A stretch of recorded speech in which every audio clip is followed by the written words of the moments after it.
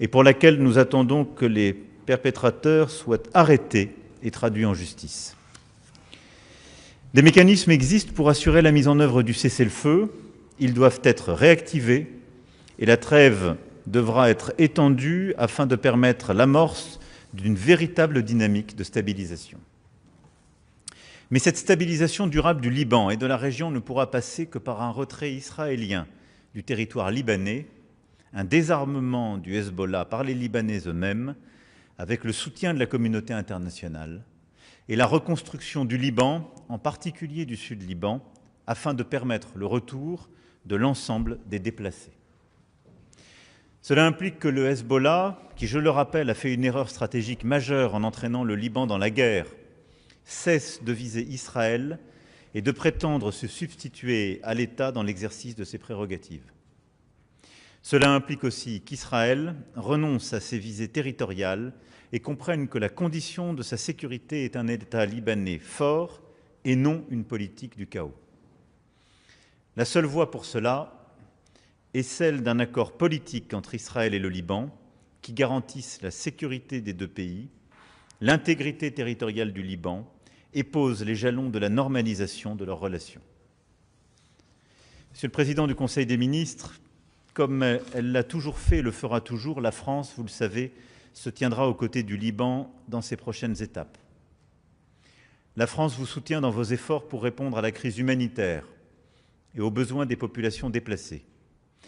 Nous avons à cet égard engagé une aide humanitaire d'urgence afin de répondre aux besoins plus immédiats de la population civile. Nous avons déjà acheminé jusqu'à l'aéroport de Beyrouth 60 tonnes de fret humanitaire. Nous participons activement au pont humanitaire euro-arabe qui s'est mis en place et par le biais duquel nous acheminerons dans quelques jours près de 10 tonnes de matériel humanitaire supplémentaire. Nous poursuivrons cet effort et nous sommes également à l'initiative pour que la FINUL puisse intensifier son soutien aux opérations humanitaires au sud Liban. Dans cette période difficile, nous devons aussi préserver l'avenir et la résilience du Liban face aux défis considérables auxquels il fait face.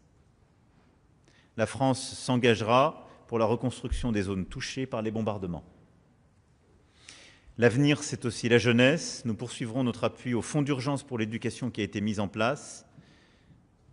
Nous avons aussi décidé plusieurs réformes importantes pour permettre aux étudiants libanais, aux élèves libanais de poursuivre dans les meilleures conditions possibles leur scolarité et être accueillis aussi dans nos universités. La France apporte aussi son soutien aux forces armées et aux forces de sécurité libanaises, y compris à travers son déploiement au sein de la FINUL. Nous avons tous conscience, aujourd'hui plus que jamais, de la nécessité que l'État libanais puisse exercer pleinement ses missions de souveraineté. Le monopole des armes ne se fera pas d'un coup de baguette magique, il s'inscrira dans une stratégie politique d'ensemble, mais il faut relancer les efforts en ce sens. Nous nous tiendrons prêts à y apporter un appui concret avec nos partenaires régionaux et internationaux en reprogrammant la conférence de soutien aux forces armées et aux forces de sécurité libanaises dès que vous le jugerez utile.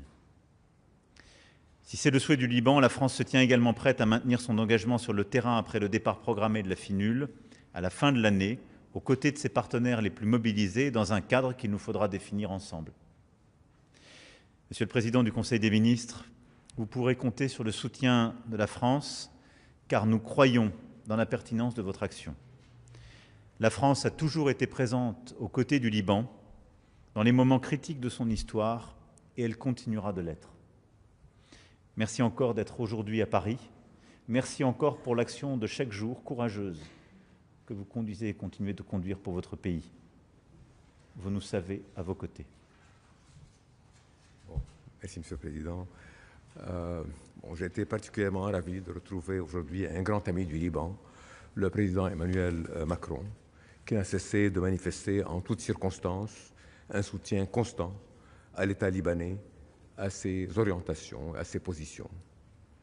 Il a également pris l'initiative d'entrer en contact avec l'ensemble des parties concernées par le conflit en cours sur le territoire libanais en vue de favoriser la cessation des hostilités et d'encourager le désarmement du Hezbollah. Je lui ai exprimé ma profonde gratitude pour l'aide militaire et humanitaire apportée à l'armée libanaise ainsi qu'au peuple libanais, confronté à une guerre qui leur a été imposée, comme le président l'a dit, une guerre que le Liban n'a ni voulu ni choisie. Cette rencontre a aussi été l'occasion de présenter mon condoléances au président de la République à la suite du décès du soldat français engagé au sein de la Force intérimaire des Nations Unies, Florian Montorio. Par votre intermédiaire, Monsieur le Président, je tiens à exprimer mes pensées à sa famille ainsi qu'au peuple français. La France a à maintes reprises consenti de lourds sacrifices au Liban, comme en témoignent notamment les pertes subies par ses parachutistes du contingent Drakkar en 1983, ainsi que d'autres actes criminels visant à fragiliser le partenariat franco-libanais, ce que nous refusons. À cet égard, je suis personnellement le déroulement de l'enquête relative à cet incident tragique et j'ai donné instruction aux forces de police de diligenter toutes les investigations nécessaires afin d'identifier les responsables et de les traduire en justice.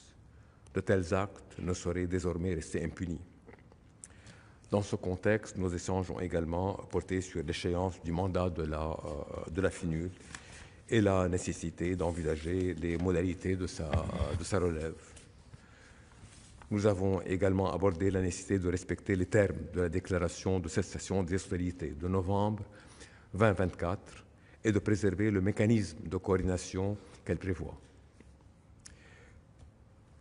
Nos discussions ont par ailleurs permis de relancer la perspective de la tenue de la conférence internationale consacrée au soutien à l'équipement de l'armée libanaise, initialement prévue le 4 mars à l'initiative de la France et de l'Arabie saoudite. Cette conférence apparaît aujourd'hui plus nécessaire que jamais, notamment à la lumière de décisions historiques prises par le gouvernement libanais, qui a affirmé le caractère illégal des activités armées et sécuritaires du Hezbollah et déclaré Beyrouth, il y a une semaine, ville exempte d'armes. Le renforcement des capacités de l'armée et des forces de sécurité demeure une condition essentielle pour restaurer l'autorité de l'État et assurer l'unicité de la force publique sur l'ensemble du territoire. Cela appelle aussi au devoir de consolider nos institutions, donc à la nécessité de poursuivre le programme de réforme auquel mon gouvernement s'était engagé. Toutefois, il ne peut y avoir de stabilité durable sans un retrait complet d'Israël du territoire libanais, la libération des détenus et le retour des personnes déplacées dans leurs foyers et villages détruits, ce qui remet aussi à l'ordre du jour le besoin de préparer pour une conférence internationale pour le redressement et la reconstruction. Vous savez que le président de la République libanaise a appelé à l'ouverture de négociations directes avec Israël, une initiative que je soutiens pleinement au nom de la souveraineté de l'État libanais dans la conduite des décisions de guerre et de paix. Nous poursuivons cette voie, convaincus que la diplomatie n'est pas un signe de faiblesse, mais un acte responsable, afin de ne laisser aucune voie inexplorée pour restaurer la souveraineté de mon pays et protéger son peuple. Ces négociations s'annoncent exigeantes et nécessitent le soutien actif de tous nos amis et partenaires. En conclusion, je remercie le président Macron pour l'initiative lancée par le ministère français de l'Europe et des Affaires étrangères en coordination avec l'ambassade du Liban en France, visant à faciliter la mobilisation de contributions financières des entreprises et des collectivités territoriales, notamment à travers une campagne nationale menée en partenariat avec CMA-CGM. Le Liban a besoin de 500 millions d'euros pour faire face à la crise humanitaire au cours des 6 prochains mois, alors que les contributions réunies à ce jour ne couvrent qu'une part limitée de ce besoin. Monsieur le Président, je tiens à vous redire toute ma gratitude pour votre engagement, ainsi que celui du gouvernement et du peuple français, dont l'amitié sincère à l'égard du Liban ne s'est jamais démentie. Merci pour votre confiance en un Liban libre, souverain et indépendant. Et si je peux me le permettre, vive l'amitié franco-libanaise.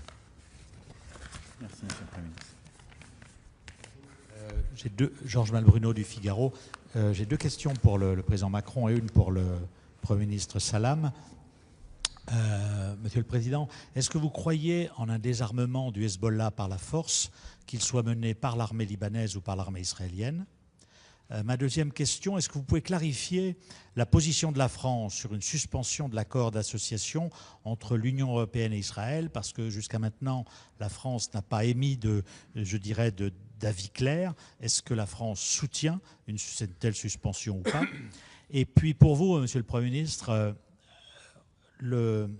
pourquoi est-ce que les autorités libanaises paraissent aussi timides à déployer les FAL, les forces armées libanaises, au sud du Liban, non pas dans la zone occupée aujourd'hui par Israël, mais au nord, aux côtés de la population, alors que vous répétez, et le président vous y a engagé, vous-même vous le répétez, que le Liban veut recouvrer la souveraineté sur l'ensemble de son territoire. Merci. Merci beaucoup pour votre première question. Nous croyons dans un désarmement du Hezbollah par les forces armées libanaises. Et c'est ce principe qui doit être ici reposé. Le président Aoun, dès son élection avec beaucoup de force, a indiqué que le monopole des armes revenait à l'État libanais à juste titre. Il l'a assumé, le gouvernement le met en œuvre. Les forces armées libanaises ont à le déployer, et je sais une chose, c'est qu'aussi longtemps qu'il y a une force qui occupe le territoire libanais ou qui bombarde, elle affaiblit la capacité à désarmer le Hezbollah dans la durée. Et l'histoire récente l'a montré. Il appartient ensuite aux autorités libanaises, politiques et militaires, de définir le chemin pour ce désarmement. De vive force, par la négociation, par le réengagement des uns et des autres. Ce n'est pas à la France ou à qui que ce soit de le faire, mais je crois, oui, dans la capacité à désarmer le Hezbollah, si c'est dans la main des autorités libanaises et des forces armées libanaises. Pour ce qui est de l'accord d'association avec Israël, je vais ici dire des choses simples. La France est attachée à Israël, son existence, sa sécurité, la sécurité des populations israéliennes, son peuple. Dans le même temps, nous avons condamné très clairement, dès le début, ce qui était fait à Gaza, ce qui continue d'être fait en Cisjordanie, et la violation de la souveraineté territoriale du Liban. De même que des choix massifs qui ont été pris ces derniers mois par le gouvernement israélien. Ce contexte rend légitime l'interrogation et un travail que nous devons mener en Européens sur la suite de cet accord d'association. Et il est évident que si Israël continue cette politique, qui au fond contrevient à son histoire même, nous ne pouvons pas faire comme si de rien n'était.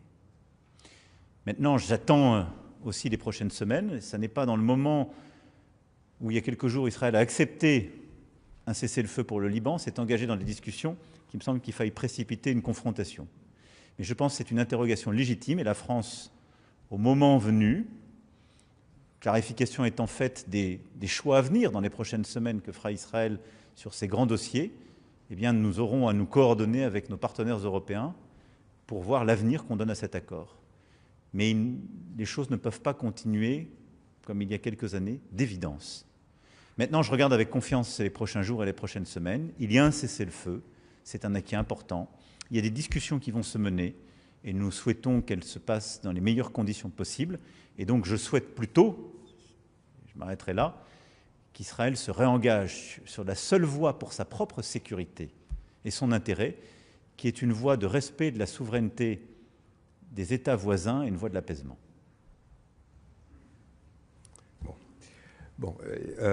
Écoutez, si je pouvais résumer en une phrase, l'objectif central de mon gouvernement, je dirais, ce que vous retrouvez aussi dans la déclaration ministérielle du gouvernement, c'est de remettre l'État sur pied.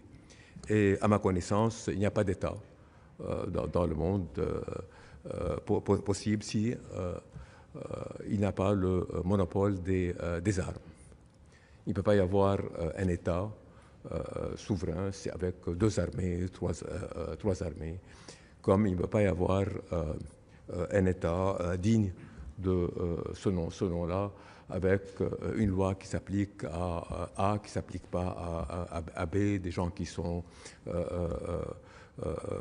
sous la loi, d'autres qui sont à côté de la loi, c'est pas un État, ça.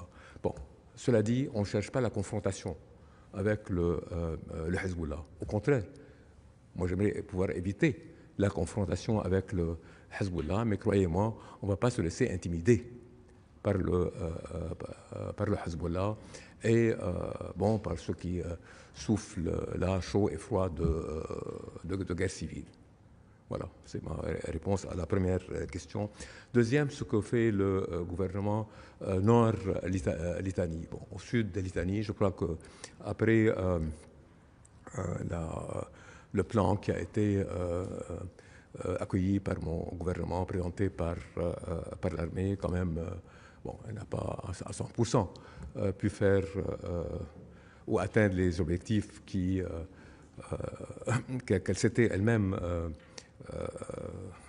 posés, mais quand même l'armée a pu en 3 mois arriver à ce qu'elle appelait un contrôle opérationnel du sud Liban. Nord, Litanie, je sais bien que vous suivez, il y a moins d'une semaine, on a pris une décision en Conseil des ministres pour œuvrer à ce que Beyrouth soit une ville exempte d'armes ou démilitarisée, si je peux ainsi m'exprimer. Et croyez-moi, on est sérieux et on a commencé à mettre cela en œuvre. Mona Saïd pour Télé Liban et MTV. C'est une question adressée à vous deux. Monsieur le Président, Monsieur le Premier ministre, la situation reste très dangereuse au Liban et tant que le cessez-le-feu n'est pas consolidé, parallèlement aux discussions qui se tiennent à Washington, que va faire la France justement pour les grands sujets que vous avez cités tout à l'heure, c'est-à-dire accompagner la conférence pour les FAL, le retour des déplacés au Sud-Liban, la conférence de la reconstruction et surtout le retrait israélien du Sud-Liban? Merci beaucoup. Vous avez raison de dire combien la situation demeure fragile et préoccupante. La France, comme je l'ai dit, est aux côtés du Liban, d'abord pour apporter de l'aide humanitaire, ce que nous allons continuer de faire, et aussi assurer le travail humanitaire, qui est une des missions, je le rappelle, de nos forces au sein de la FINUL. Ensuite, nous allons aider, d'autant que nous le pouvons, le gouvernement libanais à préparer aussi ces discussions et à bâtir l'indispensable plan pour recouvrer la pleine souveraineté. Puis, nous comptons évidemment, comme je l'ai dit, réorganiser cette conférence de soutien aux forces armées libanaises dès qu'elle sera utile en fonction de l'évolution évidemment de ces discussions. Et nous aurons à organiser la conférence sur la reconstruction. Donc nous continuerons en quelque sorte d'être des partenaires actifs sur toutes les politiques qui sont les nôtres, l'humanitaire, l'école, le soutien à la santé, la présence au sein de la FINUL. Nous serons un partenaire pour aider à construire le plan souverain que les autorités libanaises doivent faire pour elles-mêmes. Et nous continuerons de mobiliser la communauté internationale, à la fois les régionaux, mais aussi la communauté au grand large, pour venir en soutien du Liban, à la fois sur les questions militaires et les questions de reconstruction, en particulier dans le Sud. Tout ça doit venir phaser, en quelque sorte, les prochaines semaines et les prochains mois, et accompagner l'action que conduira le gouvernement comme les forces armées.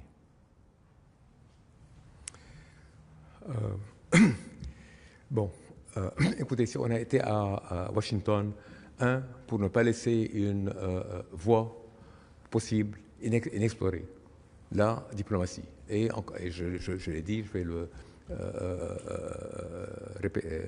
répéter. Bon, on n'avait pas eu d'engagement direct avec les Israéliens depuis nombre d'années. Ce n'est pas la première fois qu'on a des engagements directs avec les Israéliens. Il y en avait eu en 1984 au niveau militaire sous les auspices des Nations Unies. Il y en a eu après la conférence de Madrid, une série de rencontres entre Libanais et Israéliens qui sont tenues d'ailleurs au State Department même à Washington. Donc oui, on n'allait pas laisser cette, mais on y va avec un objectif clair. Ce qu'on cherche à obtenir par les négociations, c'est un retrait total des forces israéliennes du Liban le retour des prisonniers libanais. Bon, je ne vais pas dire une cessation des hostilités, mais je vais revenir à cela. Et le retour des personnes déplacées dans leur village et dans leur foyer. Et là, et cela a été annoncé après la première par l'ambassadrice qui représentait le Liban à ces négociations, on est parti du fameux de la fameuse ce qui est dit l'accord ou dit déclaration sur la cessation des hostilités de novembre dernier. On a réaffirmé notre attachement aux paramètres de cette déclaration, dont le mécanisme qui était prévu dans cette déclaration. Côté France, je suis très heureux que publiquement, maintenant, le président réaffirme être à nos côtés, à la fois sur le plan humanitaire, sur le plan politique, par son soutien à notre action, et aussi son réengagement à appeler à une conférence pour le soutien à l'armée. Et je crois que cela aussi pourrait être suivi par une conférence pour le redressement et la reconstruction du Liban. Clovis Casali, France 24. Avec le cessez-le-feu qui expire entre les États-Unis et l'Iran très bientôt, craignez-vous tous les deux un embrasement régional? Et deuxième question, on a quand même le fort sentiment que les Israéliens et les Américains souhaitent écarter la France, mais aussi les Européens, des discussions en vue d'une paix au Liban. La France craint-elle, par exemple, d'être exclue du mécanisme de surveillance de l'application d'un cessez-le-feu? Et Monsieur le Premier ministre, pensez-vous que l'Europe doit être impliquée davantage dans les discussions de paix pour le Liban? Écoutez, vous avez raison de dire qu'il y a des délais qui expirent dans les prochains jours. Ceci rend d'autant plus important l'avancée des négociations qui ont été prévues dans ce cadre et que nous encourageons. Néanmoins, je pense qu'il est indispensable que la situation qui a été consolidée et qui demeure, ça a été rappelé, nous venons de le dire, très fragile, puisse perdurer. Parce que ces sujets ne seront pas réglés en quelques heures ou quelques jours. Donc nous demeurons vigilants, mobilisés, mais je pense que tout porte... Enfin, l'intérêt de tous conduit à penser qu'il faut se donner du temps de la négociation et ne pas précipiter les choses ou laisser la guerre reprendre ses droits. Pour le reste, nous sommes très pragmatiques. On a sur la situation dans la région la même position depuis le début. Elle est invariante, invariée, et elle le demeurera parce que je pense qu'elle est de bon sens. Nous croyons au droit international, nous défendons nos compatriotes et nos intérêts et nos emprises, nous sommes aux côtés de nos partenaires pour leur défense et nous œuvrons pour la stabilité de la région, le respect de la souveraineté de chacun et de leur intégrité territoriale et la liberté de navigation. Ce catalogue pourrait sembler assez simple, mais au fond, il donne un guide d'action qui devient assez singulier dans le contexte que nous vivons. C'est celui que nous suivons avec constance parce que je pense que c'est le seul qui permet de mettre fin à la guerre actuelle et surtout qui permet d'avoir la stabilité dans l'avenir. Pour le reste, les formats de discussion, être autour d'une table, pas autour d'une table et autres, me paraissent des questions plutôt secondaires. À chaque fois que nous agissons pour notre part, nous essayons d'avoir tout le monde autour de la table, comme on l'a fait vendredi dernier en réunissant 49 États pour la réouverture d'Ormuz. Je pense que c'est mieux quand on fait travailler tout le monde. Et donc je pense que l'intérêt du Liban, c'est en particulier que beaucoup des États voisins et des États de la région soient engagés dans cette discussion pour qu'ils puissent y prendre leur juste place. Et la France n'a pas besoin d'être à une table où qu'elle soit pour être aux côtés du Liban. Ça n'est pas conditionné, ça n'est pas un format de négociation comme on appelle ça. L'amitié n'a pas de table.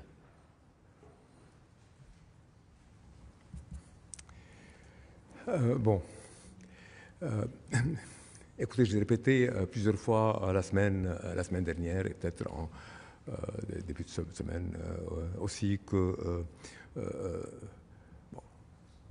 le seul habilité à négocier au nom du Liban, c'est le gouvernement libanais et personne d'autre.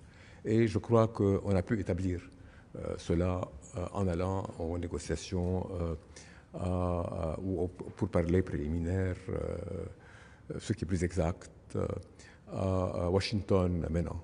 Cela ne veut pas dire qu'on n'est pas dupe, on ne peut pas être complètement séparé de ce qui se passe entre les États-Unis et l'Iran et Islamabad. C'est pour ça, bien que j'ai insisté à plusieurs reprises que personne d'autre que le gouvernement libanais n'est habilité à négocier au nom du Liban. Moi-même, je me suis entretenu 2 fois avec le président du Conseil des ministres pakistanais pour l'inciter à demander un cessez-le-feu au Liban. Maintenant, le Liban ne peut que gagner qu'à mobiliser tous ses amis, tous ses partenaires dans la région et à travers le monde. Et voilà, c'est pour ça que je suis ici. D'ailleurs, aujourd'hui, parce que tout cela pèse dans les négociations, c'est pas seulement les 3 ou 4 personnes qui se retrouvent dans une pièce au département d'État à Washington, et on continuera à le faire. Et nous savons que la France et nombreux partenaires européens sont et resteront à nos côtés. Elias Masbounji, L'Orient le Jour et l'agence Al-Markazia. Ma question, comme les questions de mes collègues, s'adresse au président de la République et au Premier ministre libanais. En termes de délai, on connaît les longueurs des enquêtes au Liban. Est-ce que vous avez abordé cette question? Est-ce que le drame qui a coûté la vie aux soldats français de la FINUL, est-ce qu'on peut espérer des délais plus courts que d'autres affaires, pour ne pas le citer, le procès ou l'enquête sur la question du port? Le deuxième volet de ma question est l'avenir de la FINUL, ou la FINUL 2, si l'on veut. Est-ce que vous avez un peu plus de précision à donner, pas maintenant, mais un peu plus tard, sur la formule, et surtout si la présence française sera plus importante en nombre et au niveau de l'organisation et du fonctionnement? Merci beaucoup. Je laisserai le président du Conseil des ministres s'exprimer sur la première question, même si je redis ici combien nous attendons en effet clarté et célérité pour que les coupables soient retrouvés et jugés et que justice soit faite pour notre soldat. Sur l'avenir de la FINUL, il est sans doute trop tôt pour en parler. La France reste engagée dans la FINUL, dans toutes les missions qui sont prévues par la résolution pour celle-ci. Et c'est d'ailleurs dans ce cadre que nos soldats ont été attaqués, en exerçant strictement leur mission, en coordination étroite avec les forces armées libanaises. Pour l'avenir, il est évident qu'il faudra, pour la sécurité et la stabilité du Liban, une autre forme. Y aura-t-il un consensus pour que les Nations Unies donnent un nouveau mandat? Je constate avec joie et satisfaction que les États-Unis d'Amérique se penchent sur le berceau libanais, qu'ils nous aident à négocier une nouvelle résolution pour avoir un avenir pour cette FINUL, ou une nouvelle version. Si ça n'était pas la volonté des uns et des autres, il appartiendra d'abord aux autorités libanaises de définir leurs besoins et de structurer ce qu'une force internationale pourrait faire aux côtés des forces armées libanaises. Et c'est dans ce cadre, s'appuyant sur l'expression de ces besoins et dans une telle discussion, qu'on aura à bâtir, en effet, les choses. Le Liban pourra compter sur la France. Oui. Et les modalités, nous les définirons avec le gouvernement libanais dans ce contexte. Bon, côté enquête, je crois que j'ai dit, je suis personnellement au jour le jour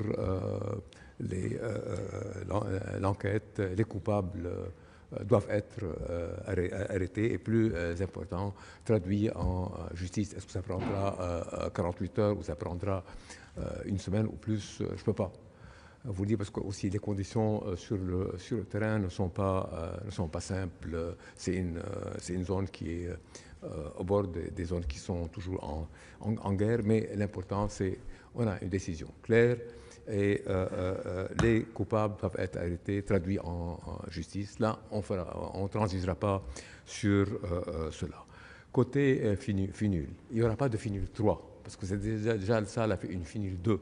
La première FINUL, c'est 78 à 2006. Il y a eu après une FINUL dite renforcée. Il n'y aura pas de FINUL 3, ce n'est pas possible aujourd'hui d'avoir une FINUL 3. Mais cela ne veut pas dire qu'on n'aura pas toujours besoin d'avoir une présence internationale au Liban. Bon, ce ne sera pas une FINUL 3, mais j'espère toujours qu'il pourrait y avoir un cadre onusien. Le Liban préfère toujours un cadre onusien, une résolution du Conseil de sécurité sur laquelle on pourrait s'appuyer. Pourquoi on veut une force internationale? Pour au moins trois raisons. La première, il y a...